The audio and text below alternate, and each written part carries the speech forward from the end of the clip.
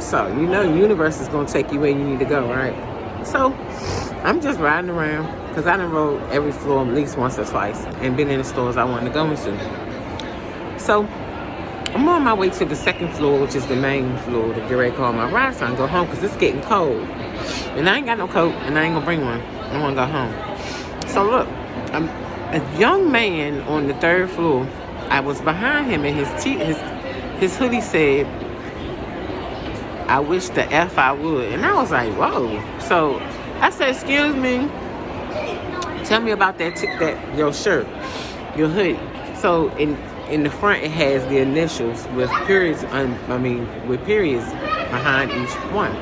I said, "So what's going on with this?" He said, we've been on our knees for so long, I wish I would get on my knees again. And I was like, okay, so explain that to me. So he starts breaking that. Now, this is a young black man, younger than my son. My son is 34. I think he said he was 32. And so he starts talking to me, and we get into a dialect because he tells me about what he feels about the shirt. And I'm like, okay, keep on going. So the conversation is good. So I said, "So what do you do for a living?" You know, blah, blah, blah. He was like, "I just got out of the service." And I was like, okay, that's loaded right there.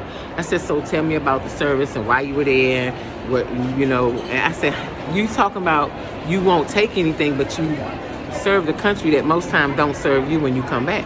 So he was like, "They have," and he broke stuff down to me. And I asked him, because his clarity and he was really on point. So I was like, "Are you in therapy?"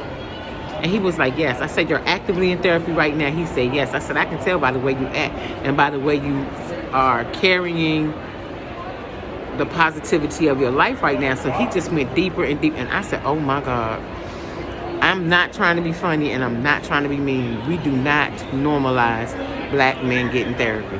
And I asked him, "Are you doing this without medication?" And he was like, "Yeah, because I do it without medicine."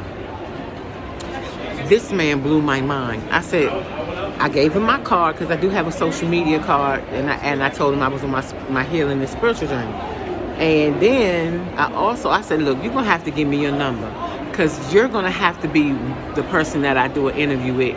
Would you mind me putting you out there if I asked you questions about your life and therapy and, you know, as a black man?" And he was like, "Yes." I was like, you know what? The conversation we had blessed me so much, because one thing I do is when I'm in the mall and I'm sitting, I do people watch. Not people watch that's like creepy. I people watch, and whatever my spirit say do, I do. If an outfit is cute or somebody's hair or a little kid, I'm going to compliment them. If something comes up in me and I want to ask a question, I'm going to ask that question, because you never know who you're going to meet in this world and on that road, because the universe is going to put you with people that have something that they can offer to the world, just like you trying to. All I'm trying to do is normalize me being an old woman in therapy and getting my stuff together, and him being a black man. Do you know how awesome it is to see a black man taking care of himself?